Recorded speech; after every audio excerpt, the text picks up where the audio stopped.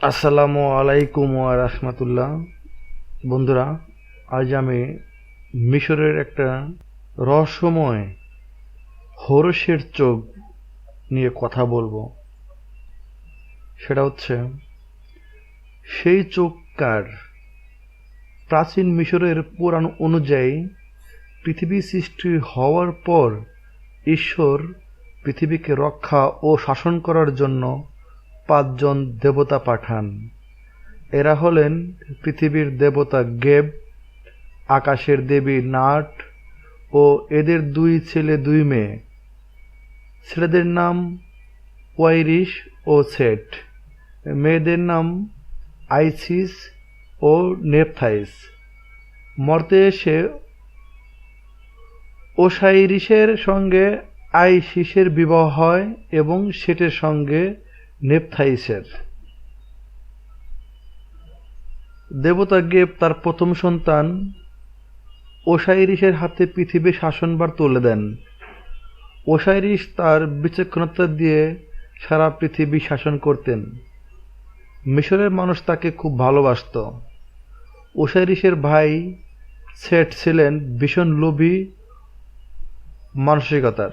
তার লোভ ছিল ওসাইরিসের সিংহাসনের ওপর। সঙ্গী সাথীদের নিয়ে সবসময় ভাবতেন কিভাবে ওসাইরিসকে সিংহাসন থেকে সরানো যায়। কোনো উপায় না দেখে ওসাইরিসকে প্রাণে মারার ছক করলেন। ওসাইরিসের দেহের মাপে রত্নখচিত একটু সিন্দুক বানালেন সেট। তারপর একদিন ওসাইরিসকে জানালেন ভোজের আমন্ত্রণ। ভোজে উপস্থিত ছিলেন সেটের বন্ধুরা। ছুরা পানের পর সবাই যখন নেশায় আচ্ছন্ন, তখন সেট ভোজনকক্ষে নিয়ে আসেন সেই সিন্দুকটি। সিন্দুকটির সৌন্দর্যে মোহিত হয়ে যান উপস্থিত সবাই। সেট সেই ভোজসভায় এক অদ্ভুত ঘোষণা করলেন।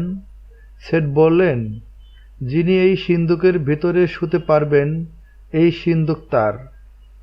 উপস্থিত সবাই একে একে চেষ্টা করলেন, কিন্তু শুতে পারলেন না, কারণ সিন্দুকটি ওসাইরিসের মাপের তৈরি করা হয়েছিল। সবশেষে ওসাইরিস সিন্দুকে ঢুকে শুয়ে পড়লেন। সঙ্গে সঙ্গে বন্ধ করে দেওয়া হয় সিন্দুকের দরজা। রাতের অন্ধকারে সিন্দুক নিয়ে রথ ছোটে নীল নদের দিকে। গভীর রাতে নীল নদের মিশকালো জলে নিক্ষেপ করা হয় সিন্দুকটিকে। শ্বাসরুদ্ধ হয়ে মৃত্যু হয় ওসাইরিসের। নীল নদের জলে ভাটার টানে ভেসে চলে ওসাইরিসের কফিন সাগরের পানে। সাগরে পৌঁছানোর আগে সিন্দুকটি আটকে যায় ফোনিশিয়ার কাছে অবস্থিত বায়ব্লোসের মাটিতে। একটি বিশাল গাছ সিন্দুকটিকে ঘিরে বাড়তে থাকে। এক সময় সিন্দুকটি ঢুকে যায় গাছের গুড়ির ভেতর। বায়ব্লোসের রাজা মালকান্ডার একদিন তার স্ত্রী আস্টারটেকে নিয়ে সাগরের তীরে বেড়াতে আসেন। তার গাছটি দেখে খুব পছন্দ হয়। গাছটি কেটে গুড়ির গায়ে নানা কারুকার্য করিয়ে তার রাজসভায় রাখেন। গুড়ির ভিতরে রয়ে যায় সেই সিন্দুক ও ওসাইরিসের কফিন। দৈব বলে আইসিস জানতে পারেন তার স্বামী আছেন বায়ব্লোসের রাজসভার পিলারের ভেতর।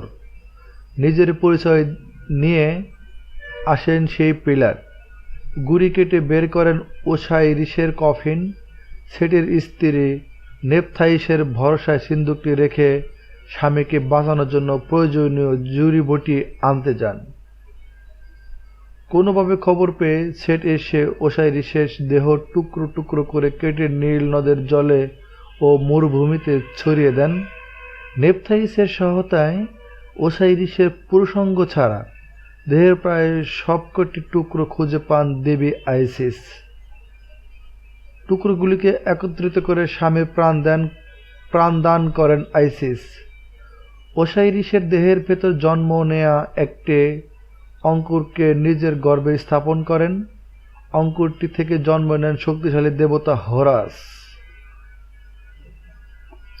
জীবন ফিরে পাওয়ার পর বিধাতার আদেশে ওসাইরিস হাসপাতালের জীবন ফিরে পাওয়ার পর বিধাতার আদেশে ওসাইরিস পাতালের দেবতা হয়ে সেখানে চলে যান। পৃথিবী শাসন করতে থাকেন অত্যাচারী সেট। পুত্র হোরাসকে একাই লালন পালন করতে থাকেন আইসিস। বড় হতে হতে হোরাস শোনেন তার পিতার প্রতি কাকা সেটের অত্যাচারের কথা। এবার হোরাস প্রতিশোধ নেবার সুযোগ খুঁজতে থাকেন। যুবক হয়ে হোরাস কাকা সেটের বিরুদ্ধে বিদ্রোহ ঘোষণা করেন। সারা মিশর ছিল হোরাসের পক্ষে, কারণ সেটের অত্যাচার ও অপশাসনে মিশরের মানুষ মৃতপ্রায় হয়ে যাচ্ছিল।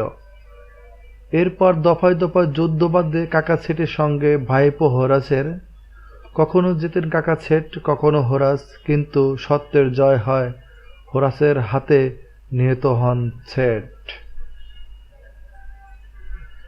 কিন্তু মৃত্যুর মুহূর্তে সেটের অস্ত্রের আঘাতে হোরাসের ডান চোখ কোরটি থেকে উপরে আসে। চোখটি পড়ে মিশরের মাটিতে। সেই দিন থেকে মিশরের সুরক্ষা দায়িত্ব নিয়েছিল হোরাসের চোখ। যদিও পরে হোরাস তার চোখ অলৌকিক ক্ষমতা বলে আবার বসিয়ে নিয়েছিল। যুদ্ধে জিতে হোরাস হয়ে উঠেছিলেন পৃথিবীর অধীশ্বর। বাজ পাখির ছবি দিয়ে প্রাচীন মিশরে তার রূপ প্রকাশ করা হতো, কারণ তিনি ছিলেন বাজের মতোই দুর্দমনীয় ও দৃঢ়প্রতিজ্ঞ।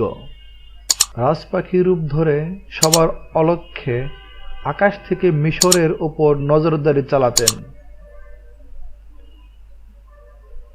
হোরাসের চোখে রয়েছে অলৌকিক ক্ষমতা। প্রাচীন মিশরীয় লিপি থেকে জানা যায় হোরাসের চোখ মাটিতে পড়ে ছাই। প্রাচীন মিশরীয় লিপি থেকে জানা যায় হোরাসের চোখ মাটিতে পড়ে 6 টুকরো হয়ে গিয়েছিল।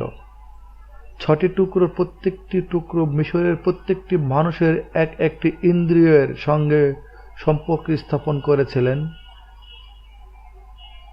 সেগুলি হল গন্ধ, দৃষ্টি, চিন্তা, শ্রবণ, স্বাদ ও স্পর্শ। প্রাচীন মিশরের মানুষরা তাই তাদের স্বাস্থ্য ও সুরক্ষার জন্য হোরাসের চোখের প্রতীক ব্যবহার করতেন।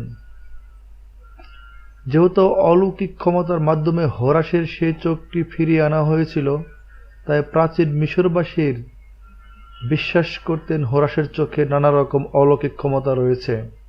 আর এই বিশ্বাস থেকেই হোরাসের চোখের প্রতীকটি প্রাচীন মিশরের মানুষদের কাছে রক্ষা কবচ হয়ে ওঠে। প্রাচীন মিশরীয়রা মণিমাণিক্য খচিত কবচে হোরাসের চোখ খোদাই করিয়ে গলায় পরে থাকতেন। এমনকি মৃত মানুষের কফিনের ওপরও হোরাসের চোখ আঁকা হতো তার পারলৌকিক সুরক্ষার জন্য। মিশরের বাইরেও প্রভাব ফেলেছে হোরাসের চোখ। সুপ্রাচীনকাল থেকে আফ্রিকা ও ভূমধ্যসাগরীয় দেশগুলোতে জেলেরা প্রায়ই তাদের নৌকা ও জাহাজের গায়ে হোরাসের চোখের প্রতীক এঁকে থাকেন। সামুদ্রিক দুর্যোগের হাত থেকে রক্ষা পাওয়ার আশায় এ প্রথা চলে আসে হাজার হাজার বছর ধরে। কাকতালীয় হলেও ভারত ও বাংলাদেশের যেসব মৎস্যজীবী সমুদ্র মাছ ধরতে যান, তাদের নৌকা ও ট্রলারের গায়েও আঁকা থাকে চোখ। বন্ধুরা, এই হচ্ছে প্রাচীন মিশরের এক রহস্যময় প্রতীক হোরাসের চোখ। তো আমার এই ভিডিওটা যদি আপনার ভালো লেগে থাকে অবশ্যই কমেন্ট, শেয়ার ও লাইক করবেন। আর সবশেষে একটা রিকোয়েস্ট, যদি সাবস্ক্রাইব না করে থাকেন এখনো, তাহলে সাবস্ক্রাইবটা করে দেবেন প্লিজ। আর যারা করেছেন তাদেরকে ধন্যবাদ।